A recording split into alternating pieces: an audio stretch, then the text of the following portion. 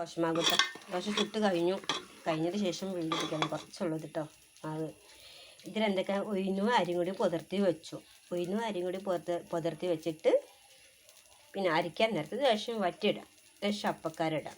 അങ്ങനെ നമ്മളെ ദോശൻ്റെ മാവ് റെഡി ആയിട്ടുണ്ട്. ലേശം ഉപ്പ് ഇട്ട് കൊടുക്കുക. ദോശ മാവ് റെഡി ആയിട്ടുണ്ട്. ദോശ പാർന്നിട്ടുണ്ട് കേട്ടോ. നിങ്ങൾക്ക് ഇഷ്ടപ്പെട്ടിട്ടുണ്ടെങ്കിൽ ലൈക്ക് അടിക്കുക, സപ്പോർട്ട് ചെയ്യുക. ഓക്കെ.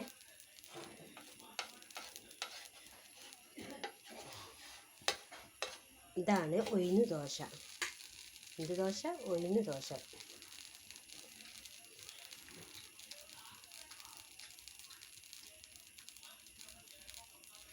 അങ്ങനെ നമ്മൾ ദോശ റെഡി ആകേണ്ടിരിക്കുന്നു. റെഡി ആയിട്ടുണ്ട്. അത്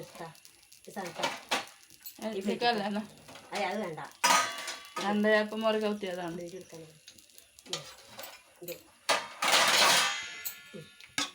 അങ്ങനെ നമ്മൾ ദോശ റെഡി ആയിട്ടുണ്ട്. നോക്ക്, എനിക്ക് ഇഷ്ടപ്പെട്ടുണ്ടെങ്കിൽ ലൈക്ക് അടിക്കുക. നമ്മളെ ദോശയാണ്. പിന്നെ നമ്മളെ കുട്ടികളത് പൂച്ചക്കുട്ടി കേട്ടോ. പൂച്ചക്കുട്ടി